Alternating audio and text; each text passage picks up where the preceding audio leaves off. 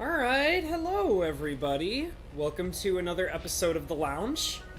Glad to have you all in here. Let me just kind of tweak this just a little bit. I'm actually not sure how loud the music is on your guys' side, but I'm gonna turn it down just a smidge just to make sure that I'm not blasting you guys out of here. So it's good to see everybody. It looks like we have Dragon's Lair Gaming, who's a little nervous about what today's topics may be considering the title. I promise to not get too... I'll try my best not to get too rigorous and crazy about it, but I definitely had a particular subject that I wanted to talk about, and it's mostly because I was talking with my best friend yesterday about it, and I thought it would be kind of a good topic to talk more about. Which we'll get into in a bit. And plus the thing is, too, is that a lot of the time the topics kind of change as the stream goes on. So I'm not afraid to stray away from it if it gets too crazy or weird. And I know other things will come up as you guys talk about them with me. Sam Dunn says, things popped up, so I won't be able to be here. We'll be working on a car instead, but I cooked something today. I was excited to share it. I made some cheesy bread out of spaghetti squash. That sounds good. Go ahead and post it in the Discord, Sam Dunn. You know what? Let me see. Yeah, so in the Discord, there is a channel for cooking chat. And there's only been one person to post in it, who is my sister, and she posted some bagels that she made. But yeah, we do have a cooking tab in my Discord server. So if you want to go ahead and talk about food and stuff like that, go for it, by all means. Looks like Wrath of Wood. Hi, Wrath of Wood. Good to see you. He says, so this isn't the loud chewing noises stream. No. No, it's... I know it does say consume.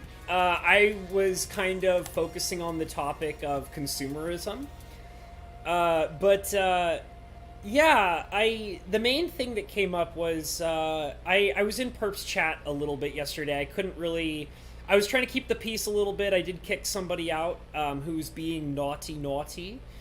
I was playing Cube with my best friend yesterday. And, we were watching, Perp's stream in the background. And, my friend is slowly getting more and more into Perp, which is kind of cool. And Perp had a great stream last night. He was hilarious, so my friend was having a great time listening to him and kind of reacting to some of the commentary that was going on in yesterday's chat. But the thing is me and my friend, we were talking about, obviously, Wizards of the Coast, because what else would I, be talking about when I'm talking about silently consuming? And that's kind of like the majority of what people... chat about in I guess a lot of my audience are Magic people. Hold on a second, my something's weird with my chat log over here, so I'm gonna kind of take a look and see what's going on. Okay, give me just a minute here. For some reason my chat log wasn't refreshing, I guess. Okay, so Ratherwood says, also, where are my manners? Hello, Hobbs and y'all. And so Dragon's Lair says hello to me as well. It's all good. I am okay with not everybody necessarily saying hello right away. That's fine.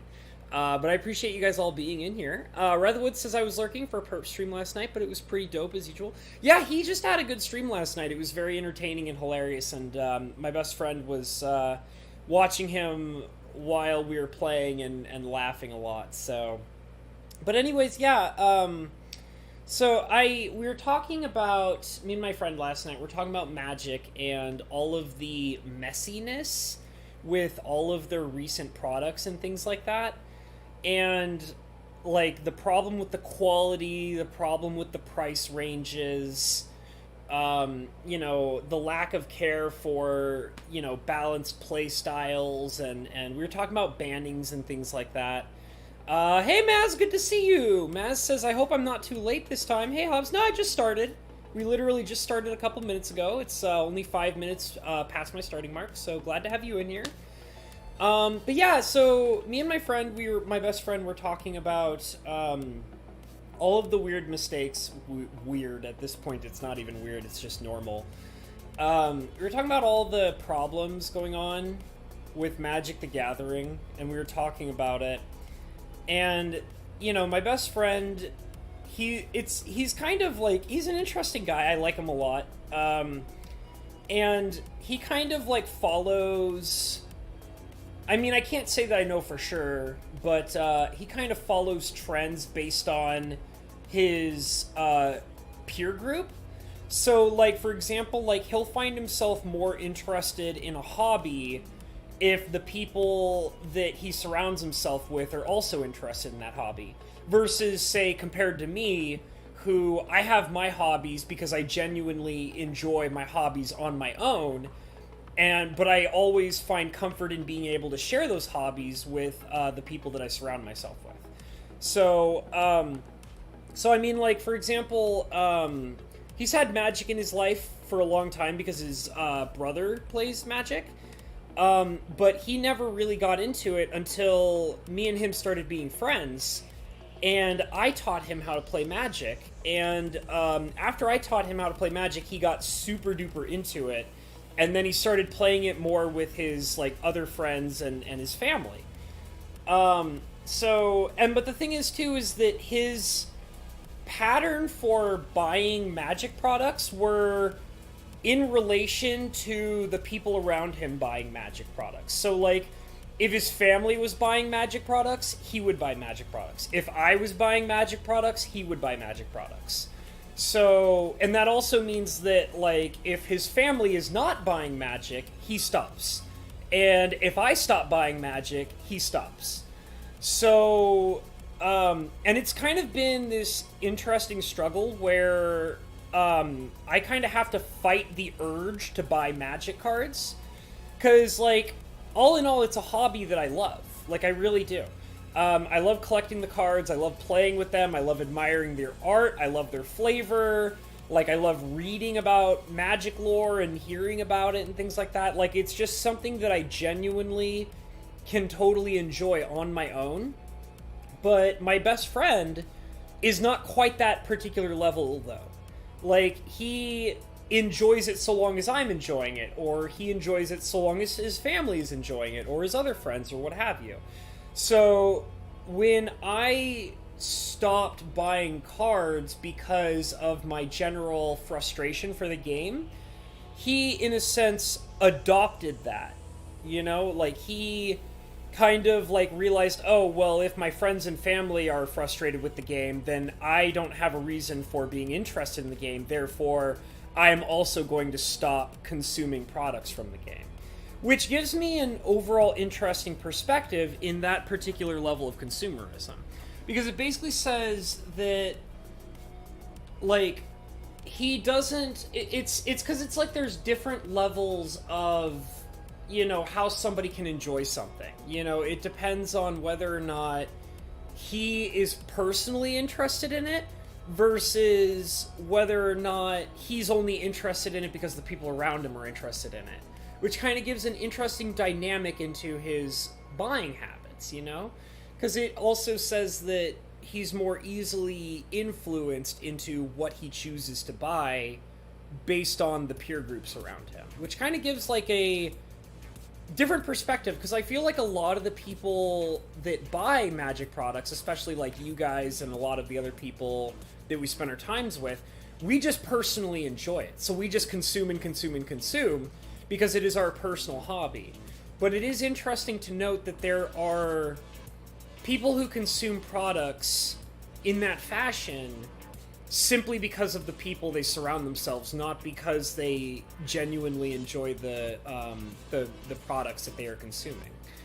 Maz says, Hobbs, is it me, or do you got a dark filter on? I don't think I have a dark filter. It actually, to be honest, I can see the camera looking at me, and it looks really bright. So, I mean, I'm not actually sure if there's some kind of dark filter going on. I was actually noticing some issues with lighting recently, particularly on your guys' end rather than on my end, which is weird to me. I started noticing that some of the like, Oblivion gameplay has been coming out really dark. And I was actually going to do some things to try and change that to make it better, so that you guys are not constantly seeing a black screen all the time. Because it comes through clear on my end, and I can see everything just fine. But then when I look at, like, what you guys are seeing after the video has come out, it's really dark and weird, and I don't understand why. Brotherwood says, I bought a Space Godzilla DC from my LGS a few days ago. It's the only MTG thing I bought this year. Yeah, it's, like, I know that feeling, Wrathwood, because I remember talking about this a couple times.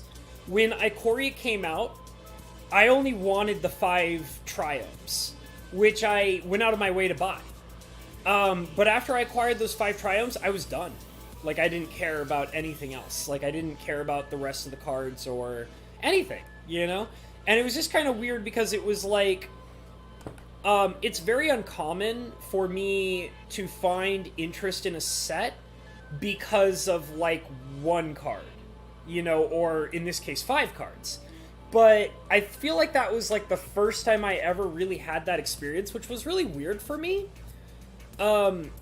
Because normally when I get interested in a Magic set, it's like, oh, look at all these cool things they're doing, and these mechanics that are so cool, and these creature types, and this story, and all these things, and, you know, I want to collect a whole bunch of pieces of the set, and Ikoria was this weird realization where it was like, I'm interested in one thing, and then I get my hands on that thing, and then I don't care.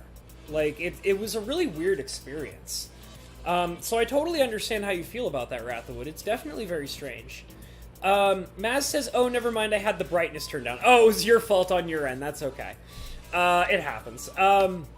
Wrathwood says, Maz, you probably have vamp vision. Oh, that's hilarious. Dragon Slayer Gaming says, copycat consumerism isn't really good for the economy, throws off actual interest in products, and messes with the free market idealism, if that really exists these days. I guess.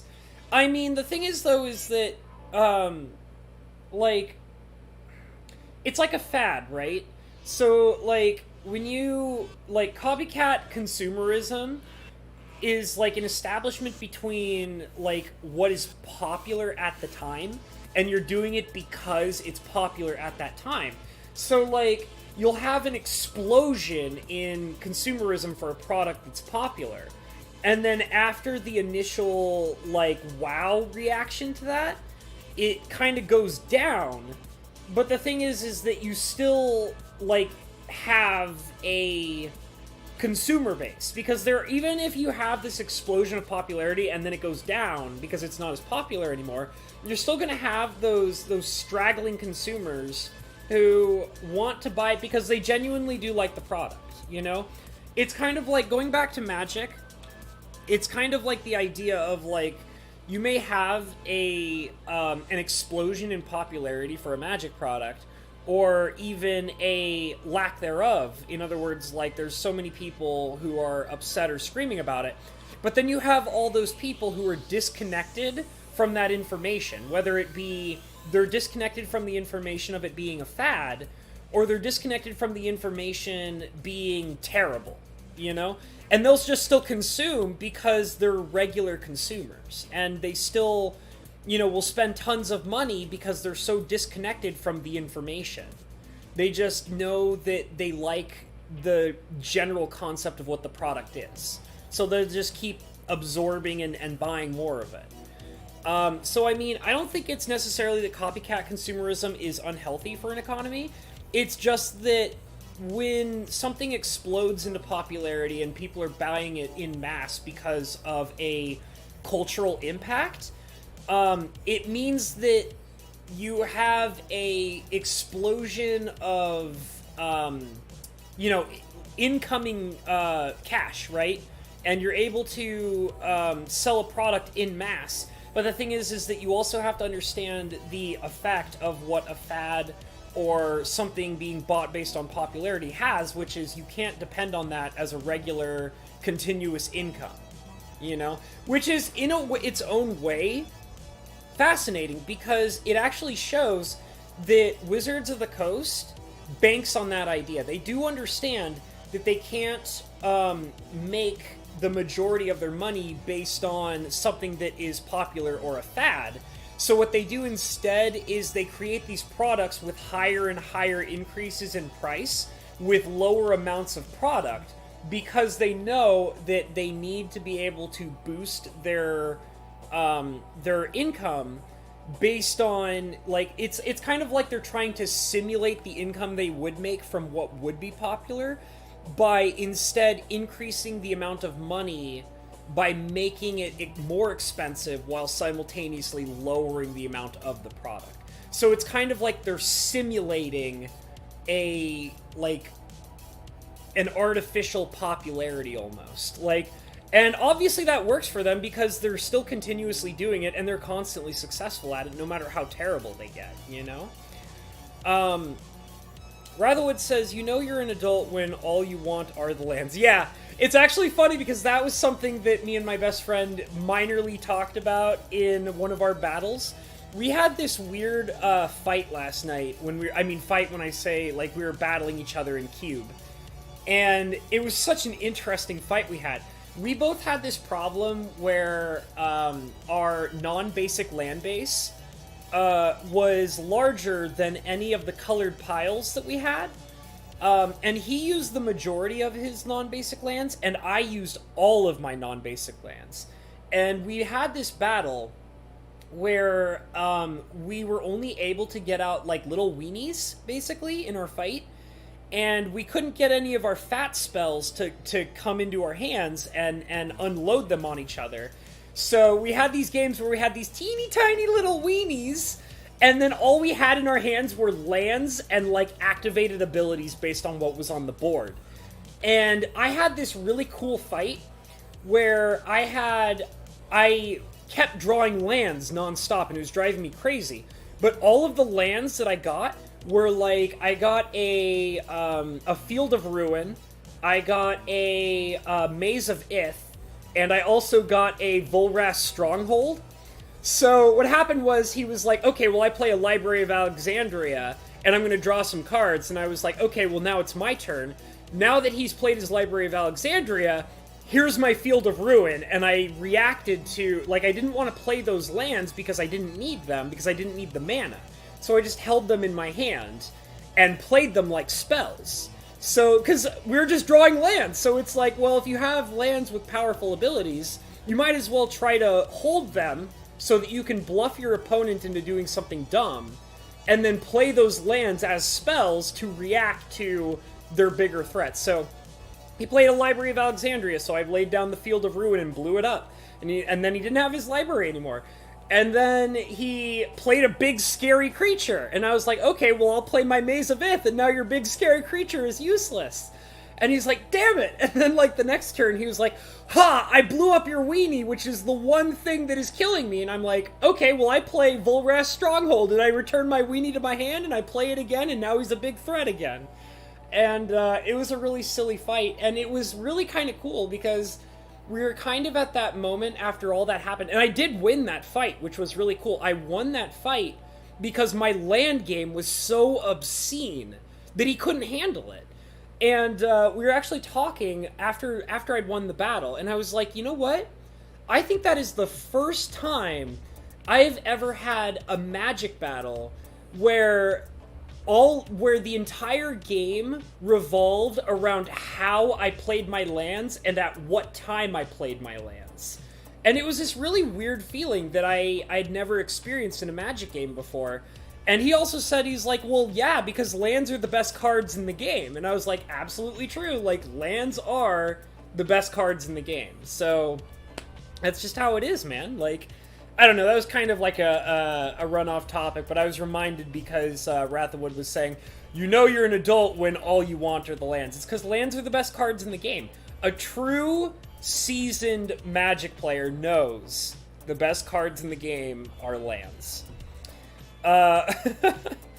So, Mr. Shad, hey, what's up, brother? How you doing? He says, hello, I hope you're all doing well. Doing great, I'm doing great. Maz says, all this talk about explosions, just remember, cool peeps don't look at explosions. It's true.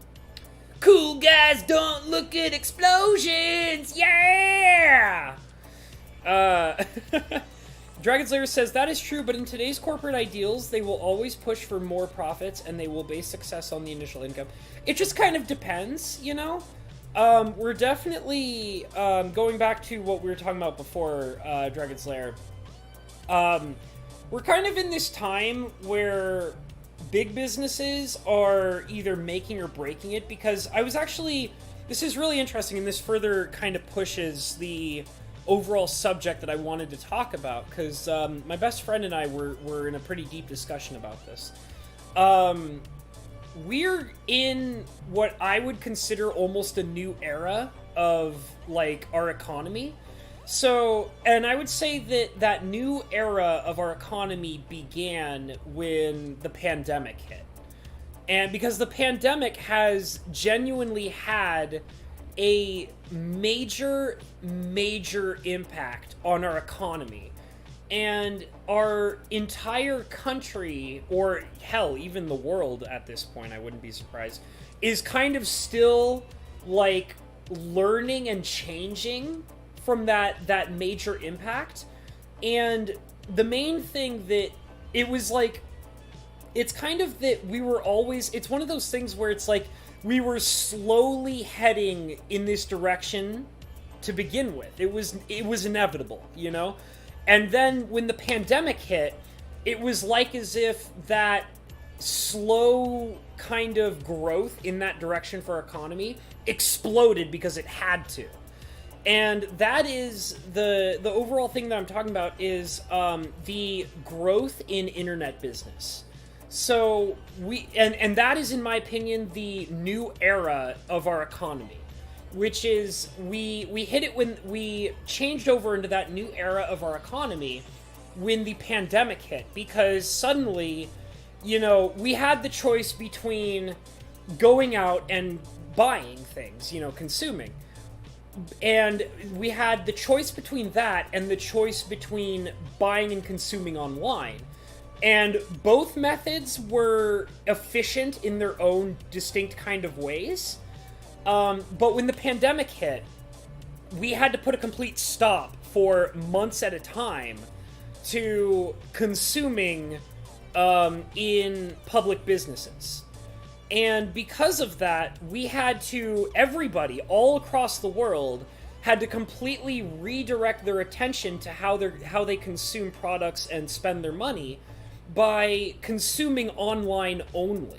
And we saw that change happen in a whole bunch of different ways in these few months that had just passed after the pandemic hit, which is, we saw an increase in profits of Amazon, we saw an increase in profits of Netflix and other streaming capabilities, Hulu and things like that. We saw an increase in entertainment businesses like YouTube. Like, I really think that YouTube and Twitch exploded when the pandemic hit. Like, huge business boom for them. And then we have all these new internet businesses that kind of began and started taking off during the pandemic. And then on top of that, like, we have, like, I've seen eBay talking about, like, eBay has that whole promotion about how they're supporting small businesses and creating outlets, like internet online outlets for businesses to basically rebuild themselves specifically through eBay. And there's just so many examples like that where internet businesses are, this is that time. Like, it really exploded during the pandemic because everybody was forced into it. And people are still trying to recover, and we're still seeing a continuous increase. For example, this was something that actually fascinated me. You guys remember when I did the cooking streams, when I first began doing cooking streams? The reason why I started doing the cooking streams was because Bo Falcon had sent me a gift where it was a online food service where you would, it would basically, they would mail you the ingredients for like 3 or 4 meals, and you would have all the ingredients in the box, and it would be cooled with ice and everything, and you could just cook and stuff like that. And that was one particular company. It seemed like it was doing all right. Like, I didn't hear much about it that often, but I thought it was kind of cool. It was a nice gift. I utilized it. It was fun. When the pandemic hit, a bunch of my neighbors started getting service from that food service. No joke. Like, I have multiple neighbors that I've seen getting those distinct food boxes. And I was really surprised because I'd never heard of the company before until Bo Falcon started sending it to me. And it didn't seem like anybody else was actually interested in the service. But when the pandemic hit, you can't really go to the markets the same way that you used to. I mean, you had to be overly cautious about that stuff. And it seemed kind of nice that you had this service who was kind of handpicking everything you needed. And you still got to cook and do all the things that you would do for grocery shopping, but you would have specific recipes set out for you. And I think that business has gotten huge. I've noticed new internet commercials for it. I've seen it advertised in a few different places. And like I said, a whole bunch of my neighbors started subscribing to that service. And I see the boxes getting dropped off in front of multiple of my neighbors' houses, like, every day. And I never saw that before the pandemic. But it just shows that, like, for example, that business, which was probably not that huge when I was sent the gift card for it by Bo Falcon, but now it's exploded in popularity, and I see it all over the place. It's kind of interesting. So I really do think that we're kind of in this new economic era that has begun because of the pandemic. Let's see. I kind of fell behind on chat. So it looks like Lettuce is in here. I don't know if I said hi, but it's good to see you, Mr. Lettuce. Ratherwood says, to Maz Barut, Kaboom was yesterday's news. Oh, yeah, I saw the news feed for that. I'm kind of trying to stay away from that. You know, Helfer Gamers is saying hello to everybody. Good to see you, Helfer Gamers. Glad to have you in here. Everybody's saying hi to Hell. Dragonslayer Gaming says, I agree that there was a huge shift in how our consumerism works. It was inevitable, but we still have the huge problem created by the capitalistic thinking. Well, I mean, so here's the thing. I'm pretty pro-capitalism, but I'm also very, like, I believe in, like, the thing is that capitalism works because, like, the consumers have the final say, you know?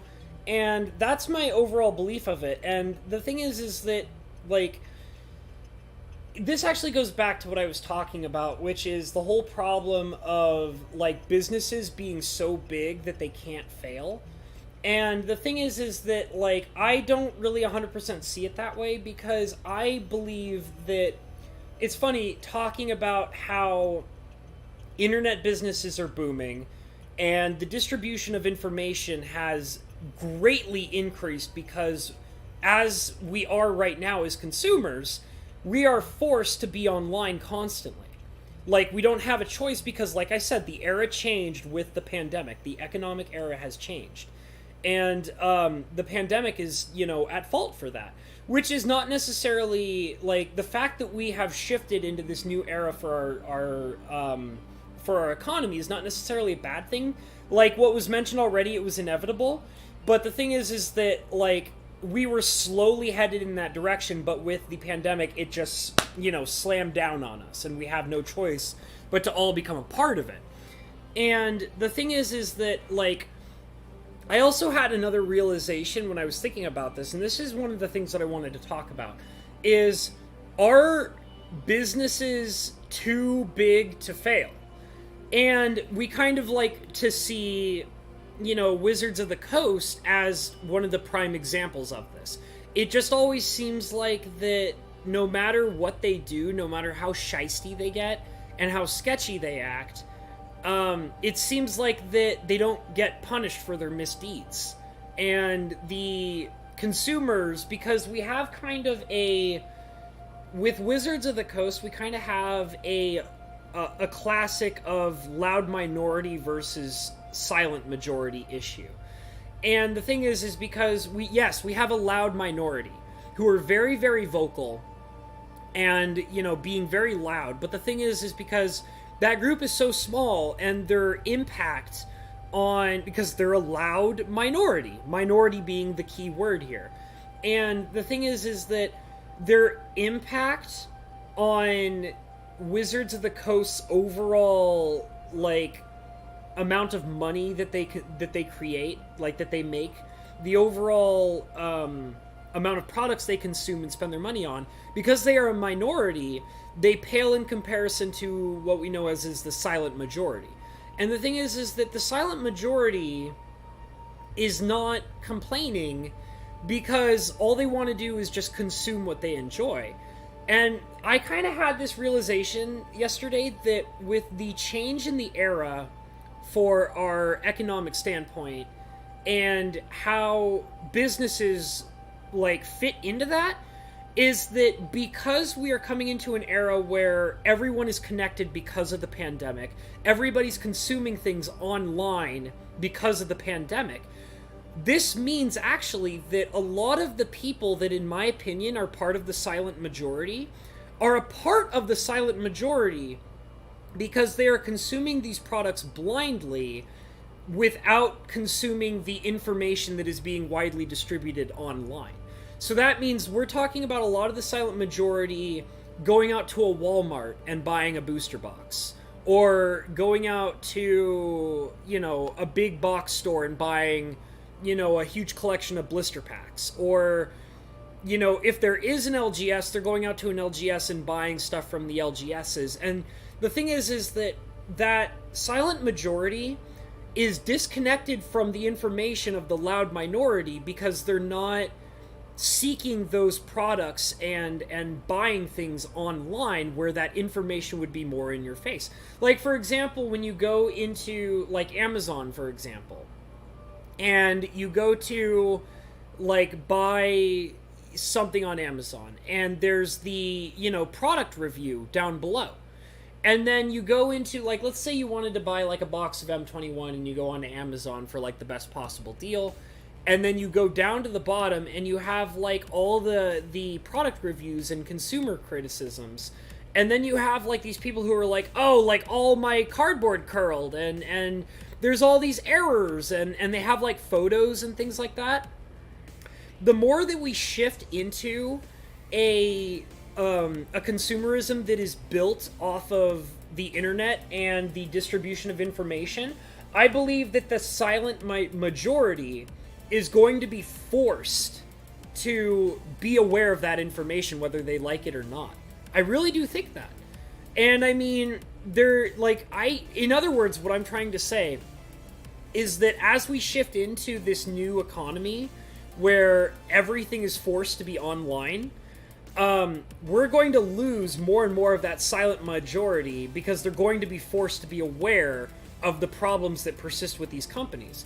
So overall, I believe that they can't... Wizards of the Coast, even though they're living that big business dream of we're too big to fail, I actually do think that as we continue forward in becoming consumers of online media and products, they're going to have to shape up, because I believe that as we are changing to this economy, we're going to be forced to know this information. There's no getting around it anymore.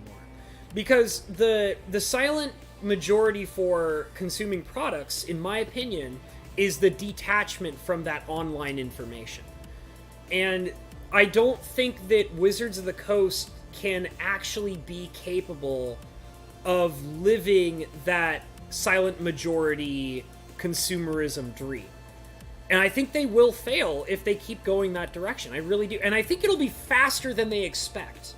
Like, we keep talking about, like, especially Perp, and I genuinely agreed with him on this stuff, which was that Magic would die extremely, extremely slowly because of that silent majority consumerism mentality.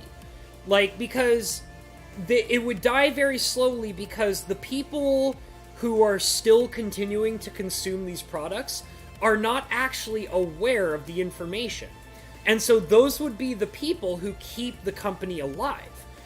But because the era has changed so rapidly, the economy has changed so rapidly, and we are continuing to become, like, even the silent majority has no choice but to consume these products online.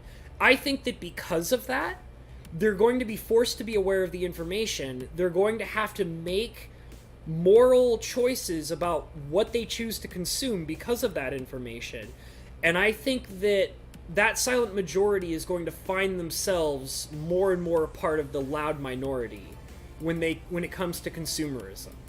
And I think that because of that, in its weird, as weird as it's going to sound, I think that the pandemic has created a situation where the death of magic is now going to fall in on Wizards of the Coast at a much more rapid pace than was originally believed to be occurring.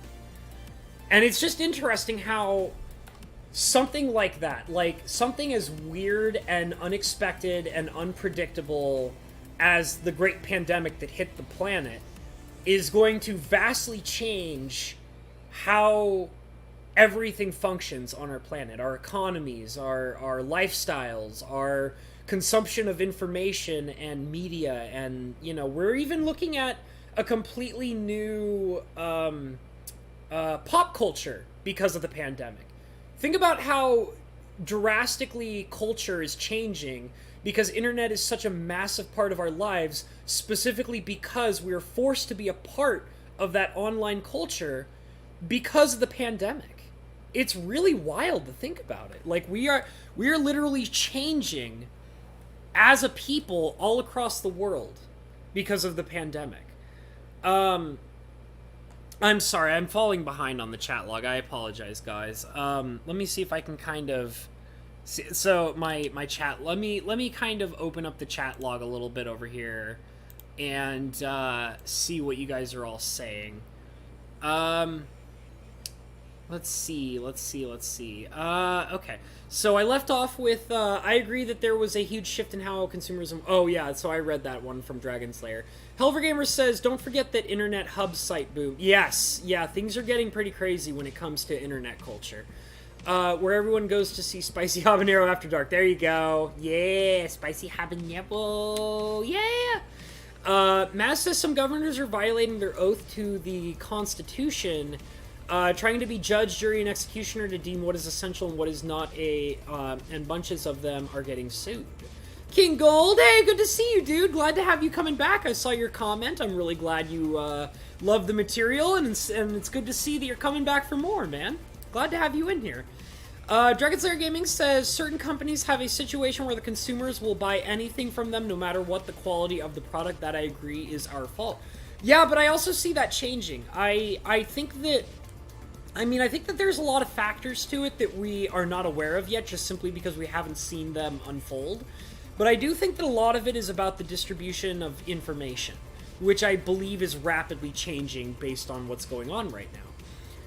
King's Gold wants to know what happened. Well, we're just kind of talking about businesses and the idea of, you know, businesses being too big to fail. Because I actually believe that could have been a reality before the pandemic, and I think the pandemic is actually changing that, literally because of the distribution of information across the internet. So now it looks like I've kind of caught up a little bit more.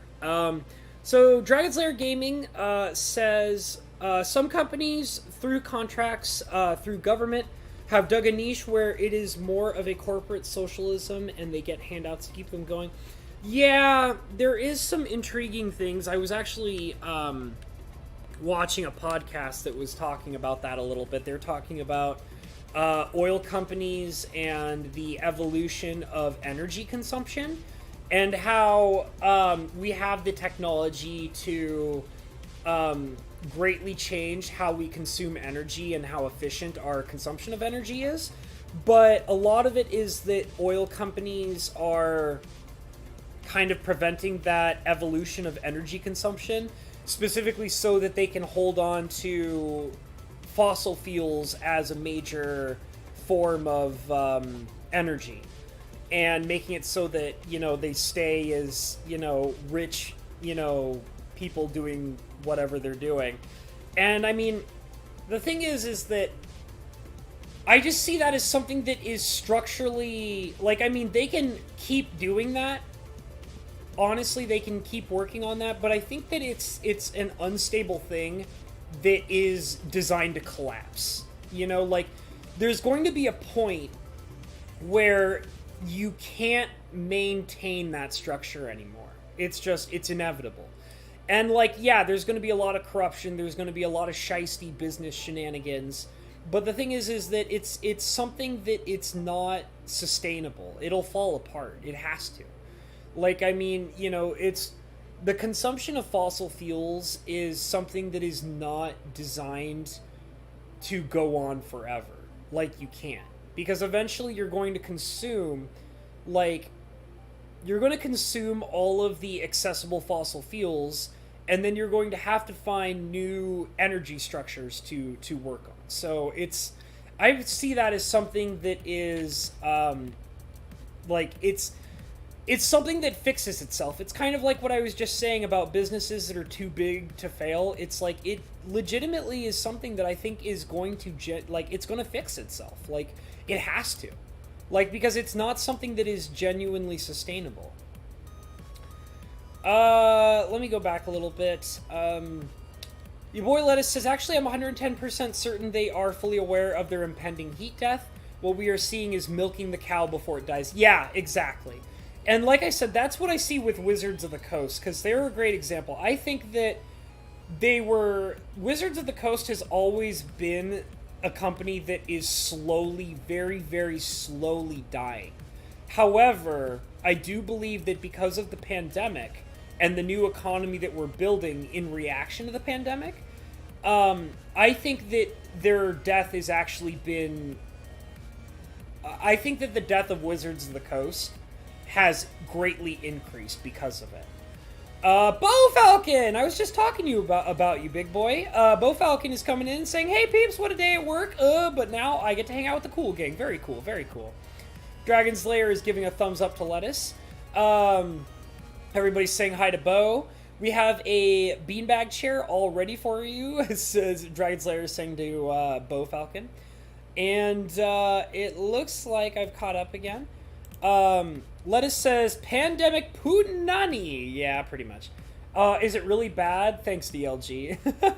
Says Bo Falcon. Helfer Gamer says, I think the people who are invested will never stop screaming Wizard's graces. Yeah, but I mean, that's another loud minority, The people that go online to scream about how wonderful, Wizards of the Coast is, that's another loud minority.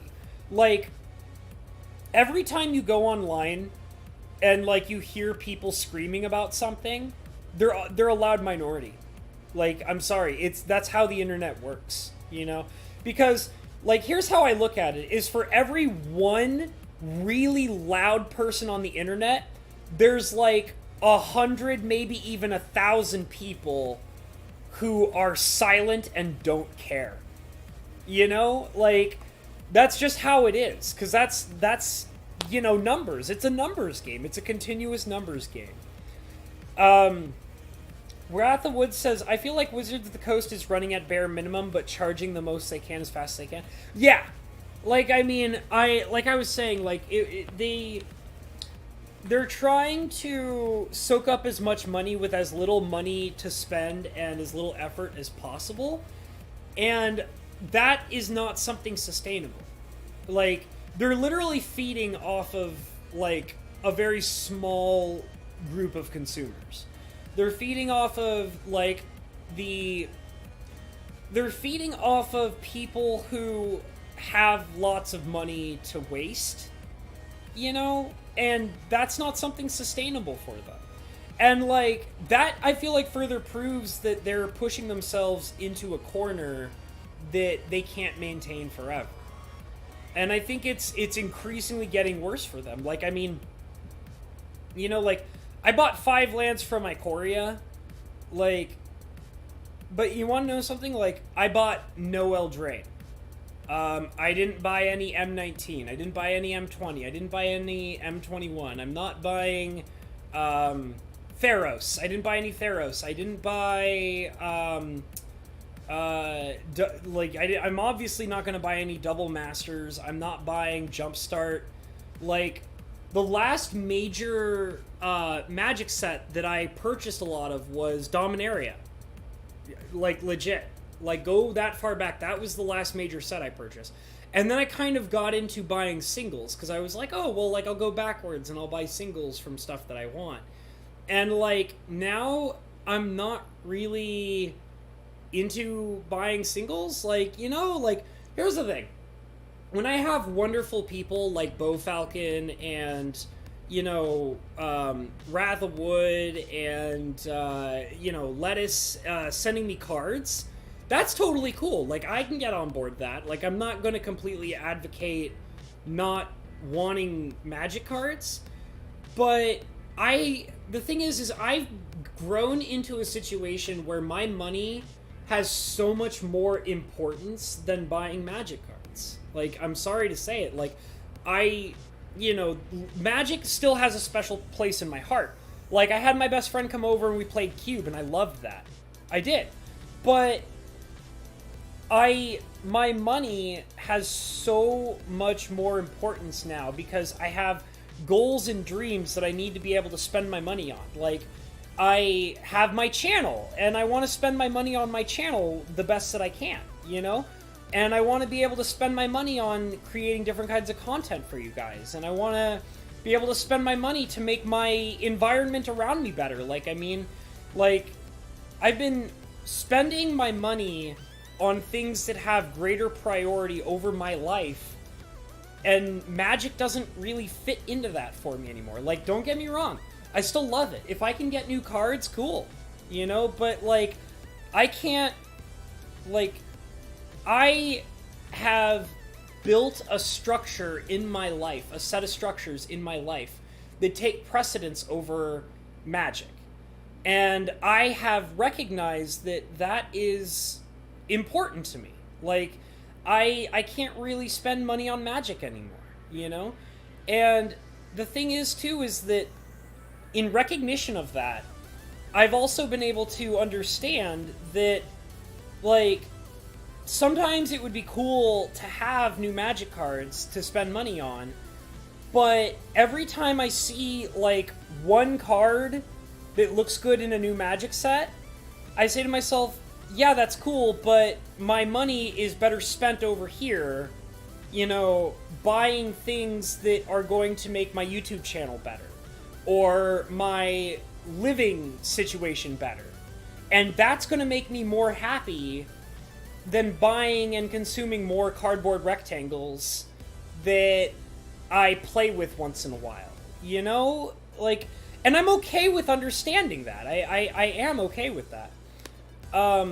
And, like, I feel like that I've grown as a person. Like, it's kind of like, I can still have that fun enjoyment of those cards, but I also am awake to the reality that my money has to serve me in a lot of different ways, especially because I have to, like, a lot of my money goes towards paying my bills, and then I have to have a portion of money that I spend on my savings to benefit me, and then anything else in between is this small amount of money which I have to be very careful and conscious about, which has taken priority into my channel and my living situation.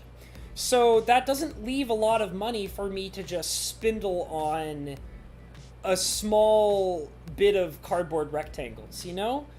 And I'm okay with that. I actually am okay with that. Let's see. I feel like WotC's running bare minimum. Yeah, I already read that. Sorry, Wrath of Wood. Helfer Gamers says, AFK pulling a classic habanero. That's all good. It's all good, Helfer Gamers. Maz says, did you see the 2 gym owners break into their own business to let customers in? No. Haven't heard about that. That's weird. Wrath of Wood says, Pokemon gyms getting hard to beat these days, Maz. You know, it's funny. Me and my best friend were reminiscing about Pokemon yesterday. We were actually talking about how we miss the old days of Pokemon when the games were really good, and it was just a really fun experience. And me and my best friend, we actually really bonded over Pokemon a lot. Like, we both bought, like Alpha Sapphire. He bought Alpha Sapphire and I bought Omega Ruby, and we had a blast playing through those games. And we were kind of reminiscing last night about Pokemon games and how fun they used to be. I've even thought about trying to get back into Soul Silver, and I kind of want to, like, the thing is when I get really into, like, a Pokemon game, I usually try to see if I can get my hands on a copy of the opposite game for my best friend so that we can play it together. So I'm kind of still looking into that, but the problem is that Heart Gold and Soul Silver are collector's items, so it's really hard to get them at decent prices. So I've been kind of keeping my eye out for that. Let's see. Maz says, LOL, real Jim would. Oh, okay, yeah, they were making references. I see. Hey, Magic Historian! Sorry I didn't say hi to you earlier, but glad to have you in here, Home Slice. Magic Historian says, you trying to talk about the history of Wizards of the Coast? You trying to start a turf war? Stay off my turf. Hey, man. Hey, man, you want to fight? You fight me on here? That's okay. We can fight all day. You fight me. You fight me, Magic Historian. Dragon Slayer Gaming says, imitation is the highest form of flattery. Besides, we can never top the original, says the Magic Historian. Yeah. Magic Historian says, Dragon Slayer, you are complicit and thus dead to me. Very nice. Lettuce says, last cards I bought were the cards I sent to Perp and Hobbs. Well, that was very nice of you. Thank you, Lettuce. I appreciate that. Magic Historian says, best way to get new cards is rob Bo Falcon. Bo Falcon, we love you, man. Keep sending us those pretty, pretty cards, you sexy, sexy bird man. Not my idea. I found them talking about this on Reddit. Okay. Maz says, I love Pokemon Stadium and Snap the best. Dude, Maz, on the original Pokemon Stadium for Nintendo 64, I am undefeated. All of my friends that I've known to battle me on the Nintendo 64 Pokemon Stadium have never beaten me. And it doesn't matter what format of the game you play, I am completely undefeated in that game, and I'm very proud of that. I'm very good at Pokemon Stadium, the original one. I wanted to get my hands on the Gold and Silver Pokemon Stadium, but it's a really expensive collector's item, and I haven't been able to find a good copy of it. Ratherwood says, bro, those Pokemon games complete get pricey. Yeah, the old, really good Pokemon games are basically collector's items, and they get crazy expensive. I'm actually really happy about my Soul Silver. I have the Soul Silver cartridge. I have the original box that it came in, plus the game case that it came in. I also have the little Pokewalker thing, which is like a really expensive collector's item. And it also still operates, so the batteries are still good in the Pokewalker, and you can still use it, and it still connects to the game, and which means that it's like a highly valued collector's item. And then on top of that, I also got the little pre-ordered figurine that came when you pre-ordered the game, and my pre-ordered figurine is mint condition, still in the plastic wrapping and in the original box. So I basically have the entire collector, and I also have the Gold and Silver guide that came with the pre-order. So I literally have the entire collector's edition pre-ordered Soul Silver collection, and the whole entire package together sells for a ton of money.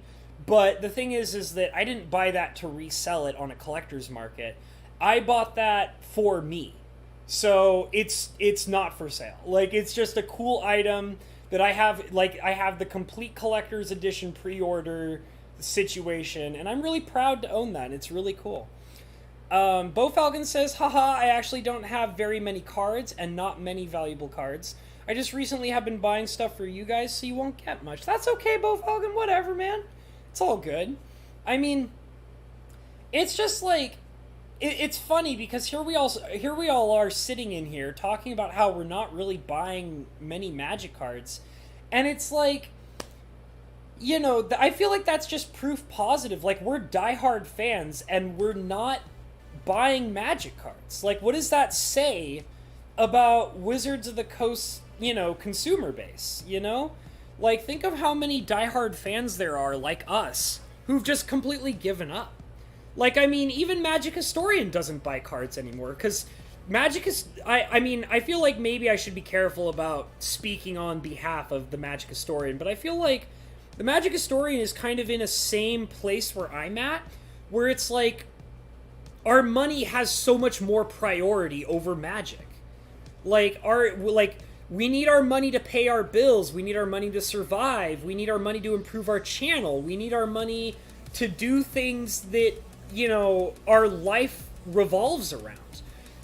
I feel like the Magic Historian, despite the fact that his channel is revolving around Magic, he's kind of in a situation similar to mine where it's like he can't afford to keep buying Magic products, it's wonderful when we have wonderful fans who can send us cards and Magic products, and and the Magic Historian is able to make content because of that, which is great for him, and that's awesome. But he still has to know where his priorities lie, which is surviving, with his wife. And he has to take care of his wife, and he has to take care of himself, and he has to take care of his channel, and that's where the money goes, we can't afford to be buying these, what is it now, $100 booster packs? Ain't nobody who has, shit like what we got going on, we can't afford that shit. Who's got time for that? I don't got money to buy fucking double masters bullshit. No way. I ain't buying none of that. That's crap. I'm sorry.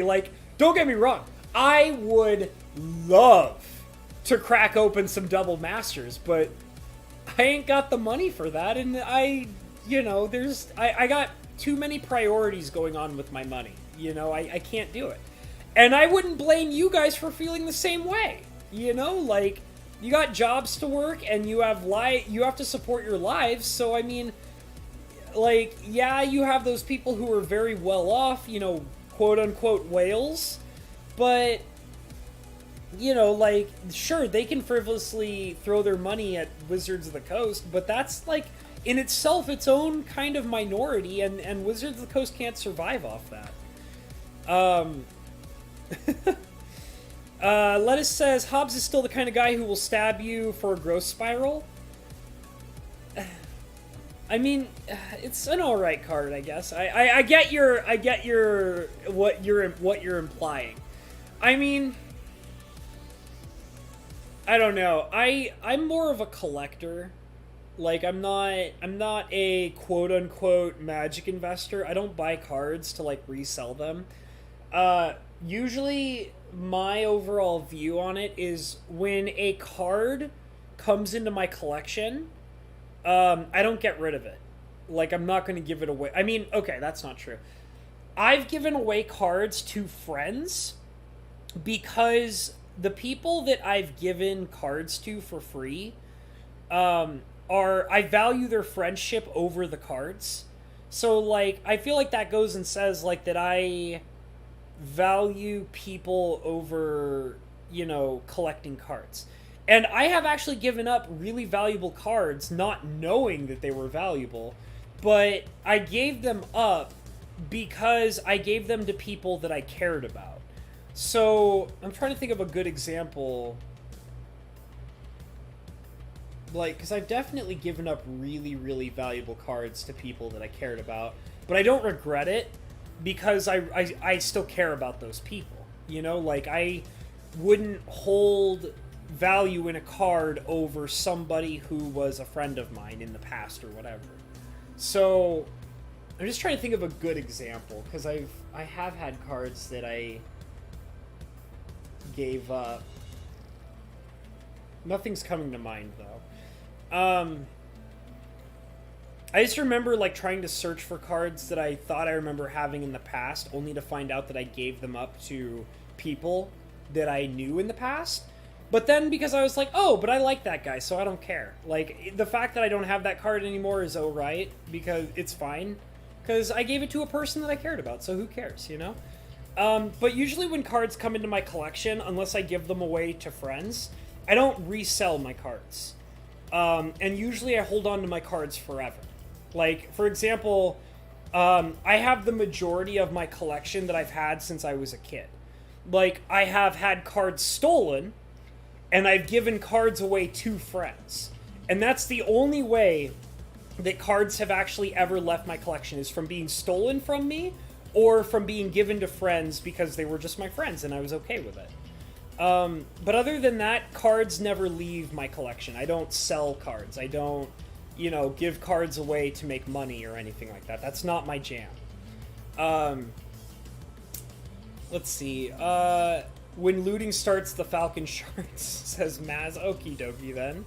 Lettuce says, we need our money to buy illicit drugs and alcohol. There you go! Drugs are more valuable than magic cards? Hands down! You're not going to get an argument out of me about that. As a fellow purveyor of the green good stuff. Yeah? Lettuce says, okay, that was good, Mess. Ratherwood says, I'd have more MTG if I lived in my mom's basement. Exactly! That's exactly what I'm talking about. Like, Ratherwood gave the perfect argument, which is, I have shit to do. I have a life to live. I ain't got time to spend, like, thousands of dollars on magic cards. Like, same here. I'm the same way. Like, I got a life to live, man. Like, I don't got time to spend all my money on magic cards constantly. Hell for Gamers says, Dominaria was the last time I bought MTG2. I'm the same way. I refuse to be one of those people overcompensating for a small deck, tossing money at wizards to feel better about life. Yeah, I mean, I feel like that's dying too. Like, Standard is getting... I feel like Standard consumerism for Magic the Gathering is getting smaller and smaller constantly. And I think a lot of it is because the game's becoming less fun for people. And Wizards of the Coast is taking note of that. Like... think of all the bans they had within the last couple of days in Standard and stuff like that. It's because Wizards of the Coast, in my opinion, is feeling a financial impact from making an unbalanced game for Standard. And they're reacting to it now. And that should kind of, like, say that, you know, they are realizing that they have made a mess of their company and they're finally reacting to it, and I think even the reaction they're having right now to it might be a little too late for them. And it's going to take some serious recovery time, and I think even with the recovery time they have to, like, fix it, I think they're still going to have a rough time. Like, I really do. I think that it's, like, they've dug themselves into a hole that, going back to the topic that I had at hand, was further increased by the pandemic. And I don't see them being able to dig themselves out of it at this point. I really don't. I actually, like I said, I think that... Now, I'm not saying that we're going to see Magic die off within the next few years, but I do actually think that the slow death of Magic has now increased because of the pandemic and the shift in our economy. Helver Gamer says, I'm totally content with the size of my deck. Yeah, I feel that. Like, I mean, after Lettuce sent me the most recent collection of cards, which included Yawgmoth, which was, like, my big, like, oh, I want it so bad, because I'm a Phyrexian fanboy. I think that after I got that collection of cards, I'm feeling much more content with my overall collection. Like, I don't feel the urge to buy things. Now, I did actually recently find an interest in wanting to buy cards, but my interest in buying cards was for the purpose of painting and for the purpose of sending cards to other people. So it wasn't necessarily for myself, it was actually because I wanted to... There's a couple of cards that I'm interested in getting so that I can either paint them or send them to other people.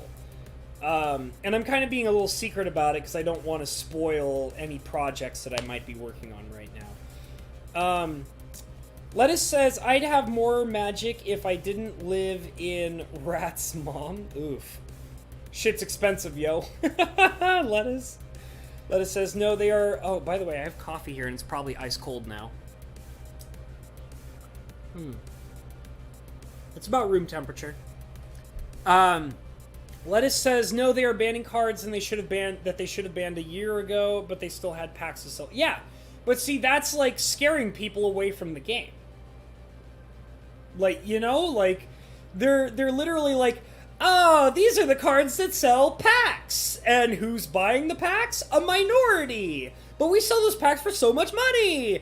This can't possibly go wrong. And then people stop playing the game. And then they start realizing that the minority of people that are, like, still buying expensive packs are smaller than the majority of people who were playing the game to enjoy the game at a reasonable price range. And now they're like, oopsie! Uh-oh! Uh-oh, SpaghettiOs! Like, what do we do? And it's like, I really don't, like, I don't think it's going to be apparent to us right away. I really don't. But I do think that the death of Magic has increased its speed, its pace, like, greatly so. I just don't, I don't know how long it's gonna last. It's just because, like I said, like, I feel like us talking about it right now is proof positive that there's a major problem going on. Listen to all of us talking about the last time we bought Magic. Listen to us talk about how, like, we're not interested in it. Like, we got shit to do. We got money to spend in other places that's more important. And it's like I would admit that maybe I would be more likely to buy cards again if the cards were better quality, if they cared about how the game balances, if the prices weren't so ridiculous. Like, there's all these factors. And then it's like even the packs that are reasonably priced, I'm not going to buy them because of all those other factors. Plus, I need to spend my money on more important things. And I think that it's like, I want to believe that the increase, it's like the selling to a minority of whales combined with the increase of online business and distribution of information, plus the wallet fatigue, the playing fatigue because the game's unbalanced, like the realization that money, like, think about it this way too. We also have a huge collection of people who can't spend money because we are still technically in the middle of our pandemic. And there's a lot of people who don't have jobs. They can't spend their money because they don't have the ability to do so because we're still in the middle of a pandemic. So that's another drop-off of people who can't spend money on Magic the Gathering. Like, I think that Wizards of the Coast is in a really bad place right now, and they're trying really hard to make it look like they're not. And that's not good. Like, that's not good for them. And it's just, it's like they want to pull the wool over everybody's eyes, including themselves. And I think that they're just going to get more and more desperate in a very short amount of time. Like, it's, I don't know. I was just thinking really heavily. I was having a very deep discussion with my friend about this yesterday, and I really wanted to talk about it because I knew it would also be really relevant to the interests of my general audience, because most of you are Magic players anyways. I mean, not everybody, but a lot of you are. Let's see, Lettuce says, I think you give them far too much credit. I think they're acceleratorism mode. I don't know what that is. It sounds like you're saying acceleration, so maybe, like, they're trying to sell everything off as quickly as possible. Is that what you're trying to say? I'm not sure. Dragon Slayer Gaming says, I had to find a binder. I know I have. I think I almost have a full set of Weatherlight here. That's pretty cool. That's pretty awesome. Lettuce says, they know the well is going to run dry. Yeah, okay, so that's what I thought you meant, which is they're kind of trying to increase the pace at which they're selling at ridiculous prices with spending little money. Probably what I would assume is, I would assume that what you meant by acceleratism is the concept of what I call, which is self-cannibalism in business. So the concept of self-cannibalism in business terms is you eat everything, is like you are basically eating your company alive because you don't think it's going to survive. So, like, you cut the costs on all your products. You increase the price ranges on all the products that you cut the costs on, and you're specifically targeting an audience that is wanting to spend as much money as possible on consuming a product that is also not consuming much money from you. And they've been in kind of this self-cannibalization mode for a while now, but I think it's really, really showing its teeth. You know what I'm saying? So I think I know what you're talking about, Lettuce, and I totally agree that they're trying to self-cannibalize their company as fast as possible, which is not good. It's not good. It's not going to last. Self-cannibalization always ends up in bankruptcy, pretty much. Lettuce says they know the well's going to run dry, which is what I was reading before. They don't care. They get to bounce when it happens, and their money is with them. Yeah, they don't care. Well, I mean, it's kind of like the concept of the CEO golden parachute, which is when the CEOs of a company, a very large, multi-million, multi-billion-dollar company, when the company falls apart, they bail on a golden parachute, which means they get to keep all the money, they get to leave in a dignified fashion so that, like, it doesn't look bad on their end, and they get to continue being a hireable CEO for other larger companies. So they can drive a company into the ground, take as much money as possible, not look bad, and then find themselves working in other companies where they will continue to self-cannibalize the company and then leave once again with a golden parachute, which means no matter how many times they do it, they're always going to come out ahead on it. And they make their business and they make their money from riding that golden parachute to the bottom. And it's a sad way of doing things, but I mean, as far as they're convinced, they don't care because they are leaving with the largest amount of money possible, and, you know, anybody below them doesn't matter. So that's just how it works. Let's see. Thoth Phoenix. Hey, Thoth, good to see you. I don't know if I said hi, but good to see you, buddy. Thoth Phoenix says, Wizards of the Coast says, no, you don't have important things to buy. You must buy our crappy cardboard. Yeah. Well, I mean, like, it's... like, I wouldn't even give them credit of having that mentality. Like, because they know that, like, when it comes down to it, people are going to put their money elsewhere when they need to. But they still know that there's always going to be people who are so well off, they'll frivolously spend their money on anything. You know? They'll frivolously spend their money on a lifelong hobby that doesn't, you know, benefit them in any way. You know, other than just being fun. And they're banking on that, you know? So, I mean, they don't really think... like, it's not like they're stupid enough to believe that people don't have better things to spend their money on. It's the knowledge that there's gonna be somebody who's gonna spend way too much on something that doesn't matter. And that's what they're banking on. And I mean, and the thing is that, like, yes, there's probably tons and tons of people in the company who realize that that's not something that is sustainable. However, the people who are making those decisions are at the very, very top, like I said, riding the golden parachute to the bottom. So they know that no matter what happens, they're going to come out on top. So they don't care what anybody below them has to say. So, like, yes, the people below them, like, realize that it's a, you know, it's a, like, a burning building.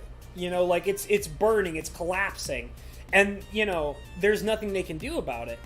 And no matter how much they say that something should be done, it doesn't matter because the people at the very top don't care if the business survives or burns down because, like I said, they have a golden parachute to ride to the bottom. So they don't care. And they'll just go on to, you know, be the CEO of another company that hires them specifically to be a CEO. And it could be a company that is already not doing so well and might run itself into another phase of self-cannibalization and burning the building to the bottom, you know? Lettuce says, no, I'm saying they know the bottom is there and they know they're going to hit it. They don't care to which speed they hit it. Yeah, I mean, I'd agree with that. I think, though, however, they didn't realize... I felt like, though, that my personal belief is that I think that Wizards of the Coast believed that they had a much longer period of time that they can do this for. And I think that the pandemic hitting has taken that time and increased, basically decreased it. And I think that they haven't completely realized it yet. However, I could be wrong, and it could be that not only have they realized it, but they've chosen to cannibalize themselves even faster. Because that's what I feel like I'm seeing, like Double Masters and Jumpstart and all that, like, they're complete trash fires, but they don't care. I mean, why would you care? Like, why should I care when you're going to buy it anyways? Like, you're going to buy it, like, right? You're going to buy it. I mean, we're not buying it. You know why we're not buying it? Because we have better things to do with our money. Like, it's funny how that works. We're not going to buy it because we have things that we got to do with our money. But that doesn't stop everybody else from buying it. All those kids, all those teenagers, all those people with incomes where they can just kind of buy whatever they want and not worry about it. Like, yeah, those people could still buy stuff, but we got shit to do, man. I ain't got time for this. I got shit to do, man. Like, it's just like, come on. Maz says, wow, Habs, so needed that, was in a bad mood. Laughter is the best medicine. All the time, Maz, all the time.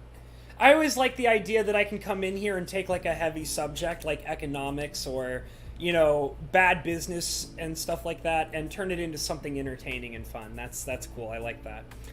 Thoth Phoenix says, but that golden parachute is a flawed concept because in the end it will screw the end user in the end due to the parasitic nature. Well, I mean, here's the thing you got to ask yourself.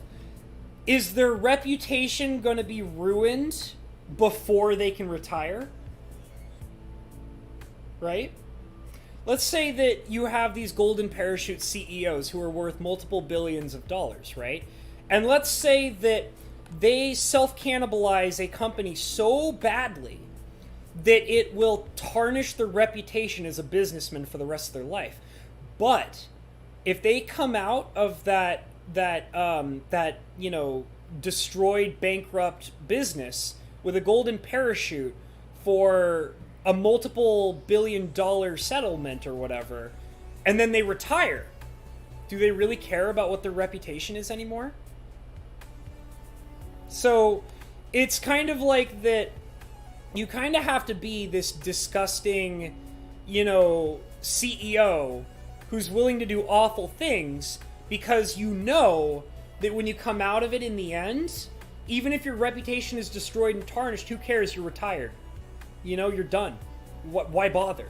You're set for the rest of your life, and honestly, the next 3 generations of your family, 3 or 4 generations of your family, are going to be set for life now too. So why should you care what your reputation is anymore? It's like, yes, it's like, you won't be, there's a lot of people who come out of that golden parachute situation where they're not hireable anymore. But that's not always true. And then on top of that, the ones that tarnish themselves really bad just go into early retirement. And then they're set for life, And I'm not advocating that everybody needs to do this, because honestly, I think it's disgusting. But, that's because I have a very particular moral compass. Does my moral compass reflect on everybody? No. And I'm okay with that. I don't care if somebody wants to have a moral compass where they're comfortable with being a scummy person. But in compensation for being a scummy person, they end up being well off for the rest of their life in the next 3 generations. But I personally, with my particular moral compass, could never be that way. That's just who I am. I don't think I could ever be that kind of a person. I would literally be disgusted with myself if I were to have that particular style of morals. But that doesn't mean that I believe that everybody needs to be me. I would never, I wouldn't even reflect that on you guys. I would never want anybody to be like me.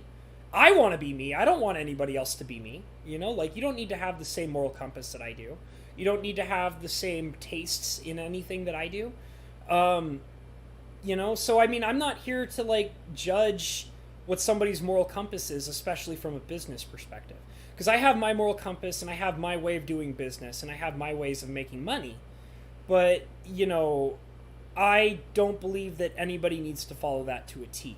And I would never expect anybody to do that. Because individualism is great, guys. Being an independent, free-spirited person who wants to go out and be what they want to be and make their own decisions in life, I highly encourage and recommend it. Go be yourself today. Ding! Yeah, so that's fine. Your boy Lettuce says they know how screwed they are in the pandemic. They know how screwed they are in the economic downturn. If there is no choice of survival, what is better than self-cannibalism, right? I assume that's kind of what you were ending with. Yeah, I get it. No, I agree. You know, the people at the top, they're fine with the company cannibalizing itself as it is right now. And I could say that if Magic the Gathering were to die as a company, if Wizards of the Coast were to go bankrupt tomorrow, I'd probably be totally okay. I'd be legit. I am satisfied with my cube as it is. My collection is great. You know, and I still have fun with what I have with my friends. So the company going bankrupt isn't going to stop me from playing the game, you know? So, I mean, I'm sure there's a lot of people who would be really upset if they went bankrupt tomorrow, but I wouldn't be one of those people. Like, I would move on with my life. I have different hobbies. I have plenty of cards that I could still paint. In fact, actually, I came up with a really cool idea for a painting I want to do soon, so I don't know if I'm going to do it on stream, but we'll see. But yeah, so I'd be alright with it. Let's see, Lettuce says, living for 4 years, making $1 million a year in the asinine hopes you get that year 5, or living for 3 years, making $2.5 million a year. You know, I don't know. And then your parent company gets to hold onto your husk and make $500,000 a year in perpetuity. Yeah. I mean, businesses do kind of try to function that way sometimes. Thoth Phoenix says, no, Hobbs, what I'm trying to say is that parasitic nature will come back to bite you in the ass. Oh, so you're kind of going about it like a karmic kind of fashion. I mean, yeah. It just kind of depends. I mean, I guess it kind of is something that would affect the people around you, and if you're kind of like a karmic natured kind of person. I have a personal belief that you create your own karma. So, like, I believe in the idea of, like, guilt will consume you. So, like, in the idea that if you do something that you are genuinely guilty for, your guilt will manifest itself in your environment around you, and it will consume you. So that's kind of what I believe. So I actually believe in also the other side of that, which is if you do something that's not so good and you're not consumed by the guilt of it, sadly, as much as it sounds terrible, I don't see it popping up and affecting your environment. And that's simply because I believe in the idea of you get out of life what you believe in. So, like, I have a generally positive outlook on life, and I try to expect the best from everything, because I believe that that overall mentality will produce the best results for my life, for my overall lifestyle. So, I try to not... I mean, I can accept the fact that negative things are bound to happen, and there's no way that I have control over that. But I believe that the negative things will remove themselves from my life faster if I don't focus in on the negativity. That's kind of how I look at it. So, but if you believe, like, I used to believe in a more karmic style, which is, you know, you do wrong things and wrong things are bound to come back to you. But I see it more as you get out of life what you put into life, you know? And, like, the only person who has complete control over that is yourself. So, I mean, it just kind of depends what you overall believe in. Maz says, cuts holes in that parachute. Yeah, don't we all wish we could do that? Maz says, yeah, thank God there is only one me. Dragon's Lair Gaming says, I is me own people. There you go. That makes sense. I believe it. And Rutherwood says, I'm a me. And Les says, that is what is going to happen to Magic. Yeah, I mean, I accepted the idea that Magic is just not something that's going to survive, forever. And I'm okay with that. Which made me really sad because, the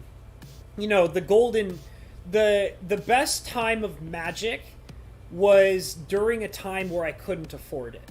Which really sucks, Because, the best times I had in Magic were when I was a teenager. And I, like a lot of people, couldn't afford Magic as a teenager. I was able to save up money with my friends, and we would buy on a box with each other when we had saved up enough money to do so. And it just really sucks because, you're an adult. I'm an adult now.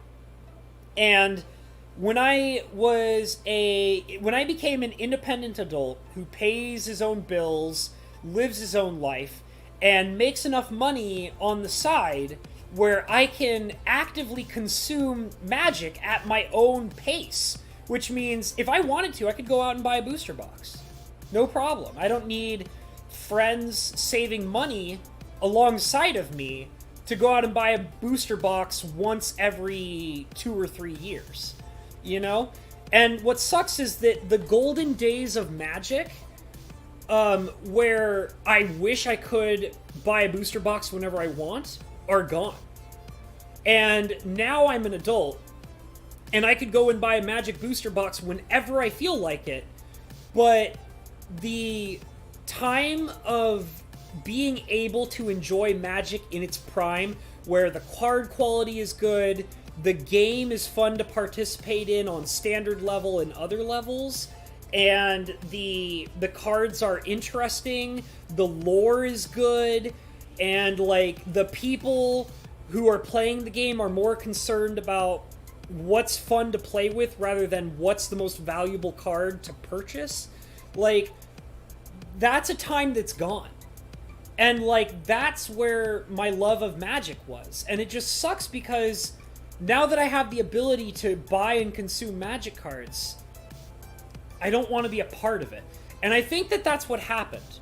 I think that people came into Magic the same way I did, which is a lot of people that consume Magic because they have the money to spend on it are adults now in my level, which is, oh, I'm an adult.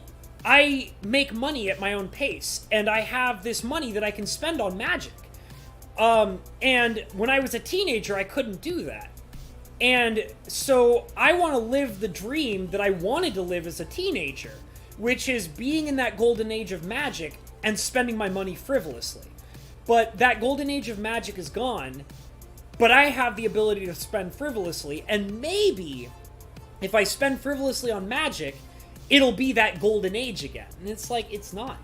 Because now that we have become consumers who are able to spend frivolously on Magic, it's the spending frivolously on Magic that has pulled us out of that golden age of Magic. Because now we just want to spend and spend and spend and have all the cards, but because we spend so frivolously, and we don't care what kind of card quality or game quality or whatever have you, because we don't care about that stuff, they can just rip us out of the golden age and just give us the crap age of Magic.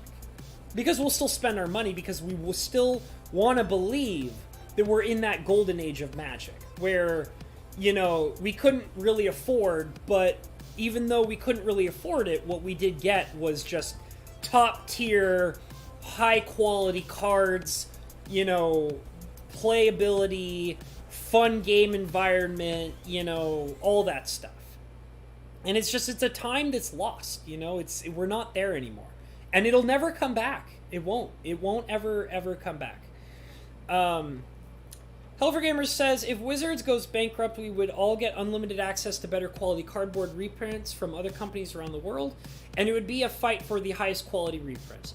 It's true. I mean, I own Chinese proxies, and they are wonderful. Like, I don't regret buying... I don't regret owning a Chinese Lotus. I don't. Guess what? My Chinese Lotus plays like a real Lotus. And guess what? That Chinese Lotus, it's worth $1. But you know what? Even though its resale value is $1 because it's a Chinese Lotus, guess what? That Lotus is worth $1 million when you're playing it in the cube. Because you know what dictates the value of a card? Playability! The only reason why a card has any form of value is because you can play with it! That's it. You know? Like... I mean, I do get the whole thing that, like, oh, it's an antique now. Yeah, I get that. I get it. It's a collector's item. It's an antique, what have you. But it's just, like, my Chinese Lotus plays like a real Black Lotus. Like, why does it matter where it comes from? You know? And I think that, like, I don't know. I was actually thinking about buying a printer that can print out cards. And I was really interested in that because I wanted to... You guys know the Magic set that I have, you know, shown you guys a couple of times that I built from scratch. I've always secretly wanted to print those out as Magic cards and play with them. And I still have the dream of doing that one day. But on top of that, I also kind of want a card printer because I recently started thinking about trying to print out some business cards or something. Because I want to kind of, like, advertise my YouTube channel to people around my community. And it sucks when I tell somebody about my YouTube channel and they're interested in it, and then I have to write out the full HTTP link on a freaking piece of paper for them.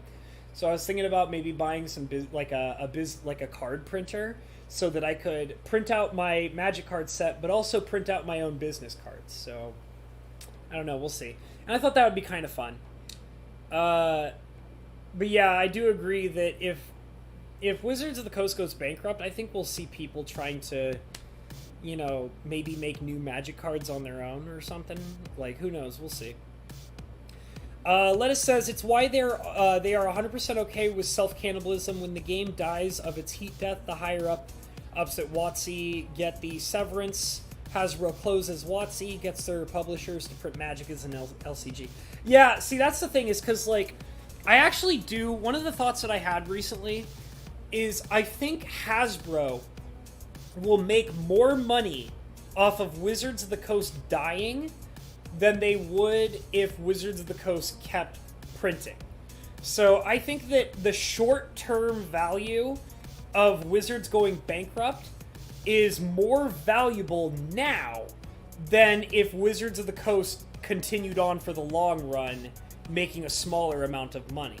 So, and you gotta keep in mind that a lot of, like, the higher-ups in, like, Hasbro, they're convinced that, like, they're not able to look 10 years in the future, 20 years in the future, 30 years in the future, because for all they know, they won't be here 5 years in the future, you know? So it's like, if they can cannibalize a company in 5 years and make more money in 5 years by cannibalizing company than they would if they were to have that company open for 10 or 15 years in the future, then they'll do it. Because 10 or 15 years in the future, those people might not be the CEO of the company anymore, you know? So they're like, okay, well, I can make a 15-year profit in 5 years if I cannibalize this company, because in 10 years, I might not be the CEO here anymore. That's what they're focused on. They're saying to themselves that if I'm gone in 10 years and I can make 15 years of profit in 5 years, then I'm going to want to make that profit in 5 years by cannibalizing it, because I might not be here in 10 years. That's how it works. That's their mentality. They want to make as much money as possible before they're kicked out the door. That's how they look at it. Let's see. It looks like I fell behind a bit. I'm sorry, guys. Let me see if I can catch up a little bit on some of the stuff I fell behind, because this is some good stuff. I'm really into this topic. I've been talking about it for like an hour and a half already. Let's see. Excuse me. Lettuce says, and they are not beholden to the reserve list. Yeah. I mean, they'll probably print the Lotus right before they go completely bankrupt, which would be kind of interesting to see. Mr. Ashad says, if thine eye be full of light, then the whole body is full of light, but if thine eye be full of darkness, how great is that darkness? There you go. I assume you're kind of talking about the whole karmic value thing that I was talking about earlier. Lettuce says, consume the product, pleb! It's true. And then Wrath of Wood comes in, consume harder! That's so true.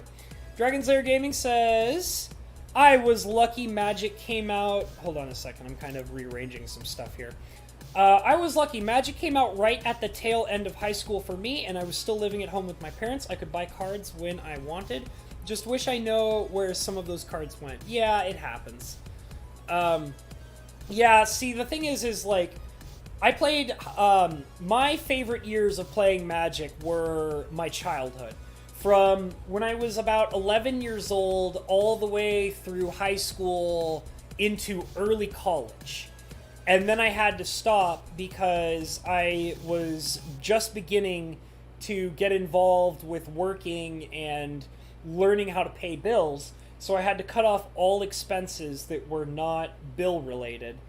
And then I became a full-blown adult where I actually was making enough money to pay all my bills and had money on the side. And that's when I started trying to get back into Magic, being like, oh, I'm an adult now. Like, I can buy, like, as much Magic as I want. And that's when Magic was like, nah, screw the consumer, you know? And it's just like, well, now I don't want to be a part of it. Like, it sucks. Maz says, I'm going to go for now. In lots of pain. Glad 3 months left. Going to try to relax and eat dinner. Almost done having barbecue chicken wings. That sounds good. Well, you take it easy, Maz. Thanks for stopping by and hanging out. It was nice to have you in here. Ratherwood says, see you, Maz. Lettuce says, business flash drives. Yeah. I don't know what you're referencing, but, okay. Wizards has 0 debt. I don't know about that. That'd be interesting to know about. Overgamer says, print a link to your channel in a QR code, then people can scan it on their phone and hit subscribe. That's a cool idea. I didn't know I could do that. I'll have to learn about that and see how that works out. Lettuce says, debt. Yeah, I knew what you mean. There is a floor to the Magic brand. It's not going to go to 0, so there is nothing to lose for Hasbro for the game cratering. I could definitely see that. Lettuce says, the way Hasbro avoids lawsuits from breaking the reserve list is WotC has to completely dissolve. Yeah, I think they would have to go bankrupt for them to print any really serious reserve list stuff. It is kind of curious to go back and look at cards that have been reprinted that shouldn't have been reprinted. Like, some curious cases that I have about weird reserve list violations, which are not full-blown reserve list violations, but they're curious. So one card that there are 2 cards in particular that fascinate me. One is a card called Plow Under, and Plow Under was a rare in Urza's Saga, or is it Urza? It's either Urza's Saga or Urza's Destiny, and which is a reserve list card. And it was reprinted as a white-bordered 9th edition card, which is kind of curious about how that interacts with the reserve list. The other card that really intrigues me is the Phyrexian Negator, which was also in either Urza's Saga or Urza's Destiny. And that was reprinted as a foil for a special set. For a special set where they reprinted it and they said, well, it's not reserve list because we reprinted it as a promotional foil with different art. And it's like, well then, like, what exactly are the rules about what can be printed and what cannot be reprinted from the reserve list? Like, apparently you guys can reprint something with a white border, and that's okay. And apparently you guys can reprint something as a promotional foil, and that's okay. And it's weird because also when you look at the prices of Plow Under and the Phyrexian Negator, they're worthless. Like, both versions of the card are totally worthless. And I think, honestly, that the only reason they're worthless is because they were reprinted and, in their own weird, special way, violated the reserve list. So, it kind of gives you the impression that the reserve list creates its own artificial inflation. Like, it's like, there's probably a whole bunch of cards on the reserve list that would probably be worth, like, a penny, but they're worth, like, more, like, you know, $10 to $20 because they're on the reserve list. It's really weird to think about. Let's see, they don't have to go bankrupt, and it would be more economically sensible for Hasbro to spin them down before that point. Yeah, I could see that. I mean, that makes perfect sense. I really do think that Hasbro probably sees that they can acquire, they can extract more money from Wizards of the Coast by driving the company into the ground.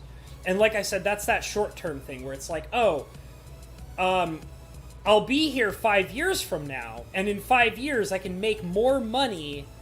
I can make, okay, like I was saying, in 5 years I can make the amount of money that would take 15 years, but I won't be here 10 years from now. So if I drive the company into the ground, then I can make 15 years worth of profit. You know? Dragon Slayer Gaming says, they really bent the rules when they printed the judge foils of reserve list cards. Yeah, I mean, they kind of went back on that and they promised that they're not going to do it anymore, but whatever. Lettuce says, they have since changed their stance on reserve list loopholes. They are all closed now. Yeah, that's what I heard too. I'm going to drink some cold coffee.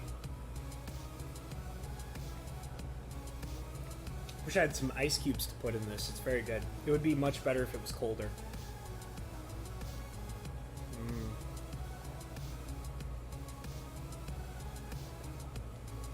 I'm really into this music. I don't know if you guys can hear it as well as I can, but kind of like it.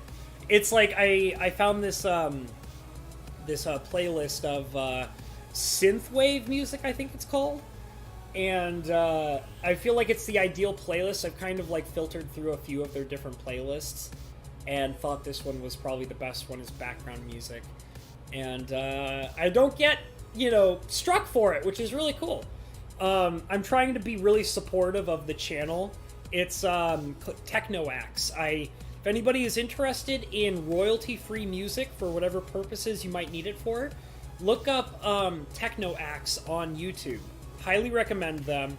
They work very hard to make very good music that you can use for whatever reasons you might need to use them for, and they don't have any royalty-violating issues. You can use it as you see fit. And they make good music. I like it. I like it as background music. But yeah, this stuff is pretty cool. Like I said, this is their synthwave playlist, and I'm very much enjoying it. I like having it on when I'm doing the streams. Let's see. Your boy Lettuce says, it was the Phyrexian Negator reprint in a dual deck that pushed it over the top. Yeah, that's what I thought. I heard that there was a lot of controversy over the Negator reprint specifically, which I find very fascinating. I actually bought 4 copies of the Negator reprint because I have it in a mono black devotion deck that's just for fun. But yeah, I thought Negator was cool, but I understand how that could have created a lot of the controversy going on with the reserve list reprints and all that stuff. It's very weird. Something ending up on From the Vault Relics. Wasn't it Lion's Eye Diamond that had a huge controversy around it? Lion's Eye Diamond is from Mirage, and it was a reserve list card, and they reprinted it in From the Vault Relics, I think. And I think it had a huge controversy around it. Masticore was another one, but I don't think people were biting at the bit, chomping at the bit for Masticore. But I'm pretty sure that that Lion's Eye Diamond was the big one that people were freaking the hell out about. Let's see. Yeah, Ratherwood says the Blade Runner wave was cool. That's cool. Your boy Lettuce says it was about the same. Oh, yeah, it's the Lion's Eye Diamond reprint in Relics. It was about the same time as the Negator. Yeah, that would make a lot of sense. Yeah, there was. I definitely remember. Like, I do remember Negator being a big deal, but I remember people flipped the hell out about the Lion's Eye Diamond reprint. I remember when they first did the reprint of Lion's Eye Diamond for From the Vault Relics, and people were just screaming about it. And I'm like, guys, take a chill pill, man. They're like, no, my value! And it's like, bro, it's a game. Come on, man. Come on, man. If you want to invest in something, go invest in stock. Put your money in gold. Come on, you guys! Put your money in gold and silver! You're gonna make so much more money off of investing in gold and silver than you'll invest in a fucking Lion's Eye Diamond, you morons. Good God. Dragon Slayer Gaming says, since we have less than 20 minutes left to lighten the mood, and sticking with consumerism, any good games anybody would suggest does not cost an arm and a leg on Steam? There's been some really good games on Steam that are free. Let me take a look. I'll take a look at my library and we can kind of talk about some.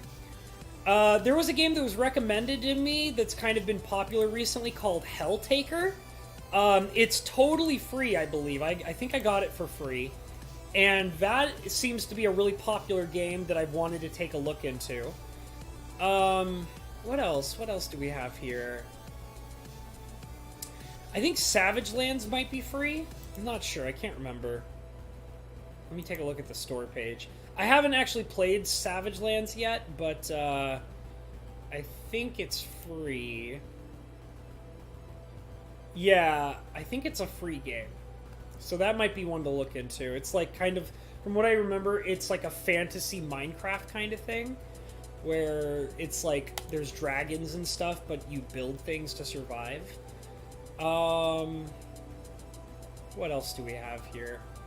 Most of these other games I paid for. Yeah, I think those are the only... I mean, Savage Lands is one to look into, but I haven't even looked into it. But I think the main one is Helltaker. Helltaker is a free game that came out recently. Apparently it's making a pretty big splash. People seem to really like it. I have not tried it yet. I have no idea what it's like, but because of its popularity, I thought it might be something I want to look into. Lettuce says they thought Wizards was just gonna gut the reserve list. But, like, they should. Honestly, they should. It's so stupid. Like, it's so stupid. I definitely own some reserve list cards, but, like, some really valuable reserve list cards, too. I think my most valuable reserve list card I own is probably Sliver Queen. But, if Sliver Queen were to drop to $0 tomorrow, I'd be okay with it. I don't care. That card has so much nostalgic value to me that I would never sell it.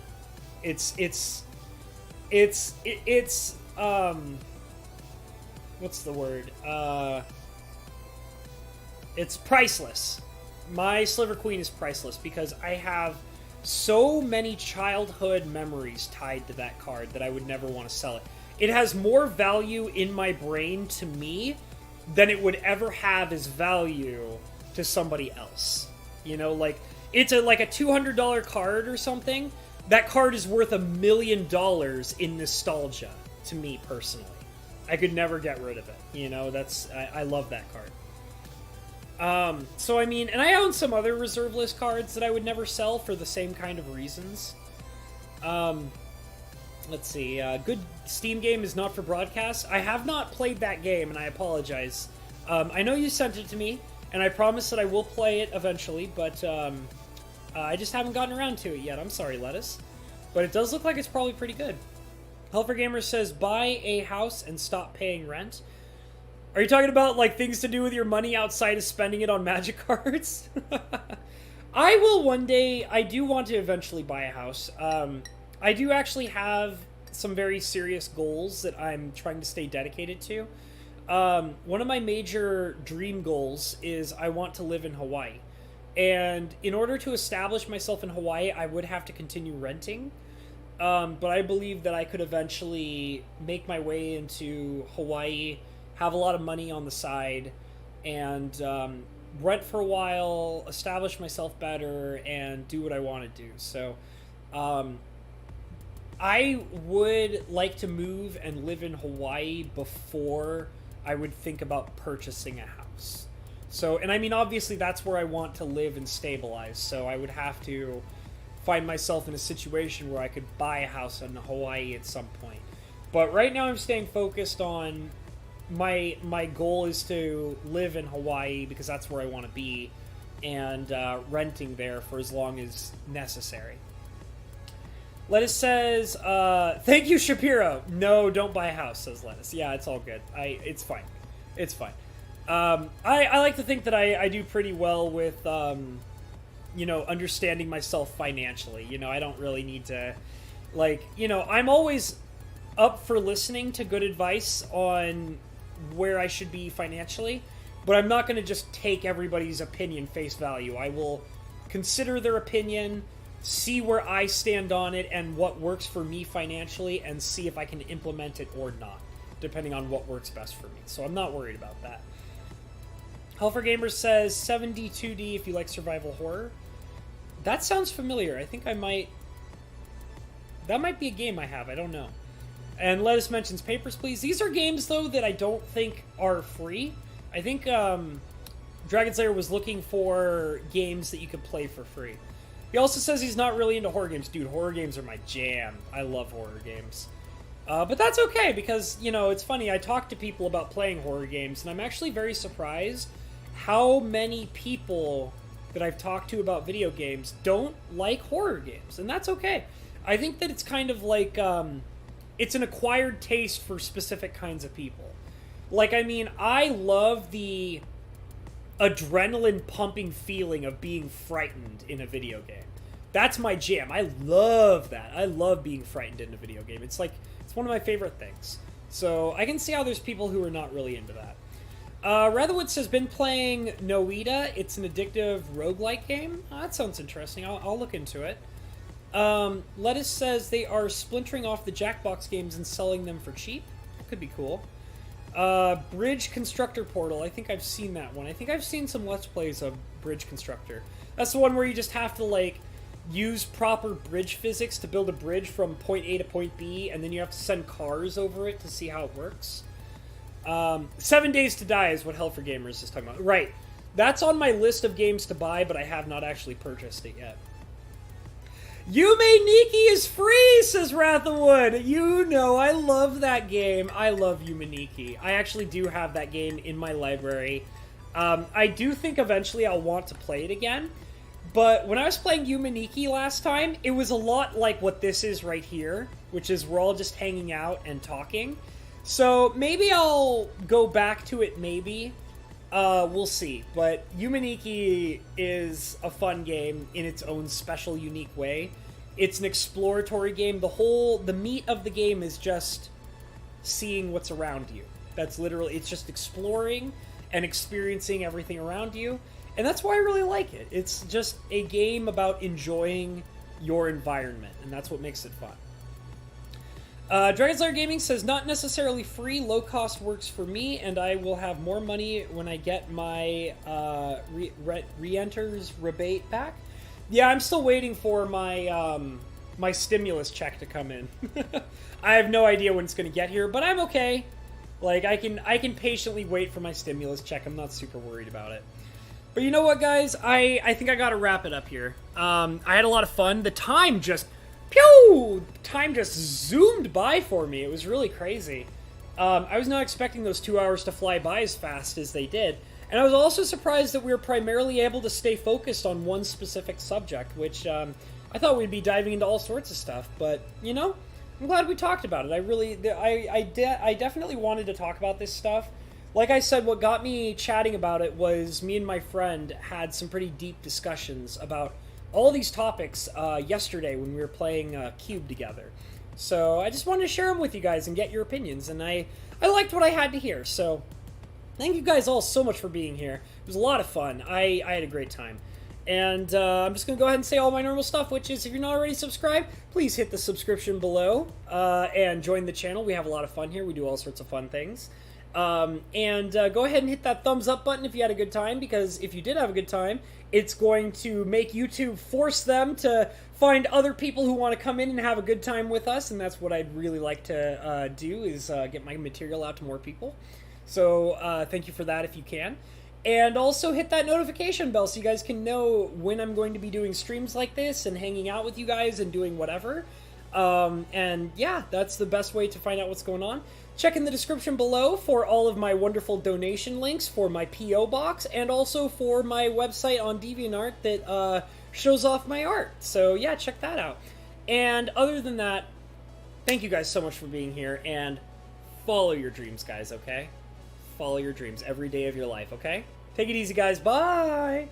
Goodbye, all my wonderful friends. I will see you next time. Take it easy. Be safe out there. Be good. Looking at you, Lettuce. Be good. Be good, Lettuce.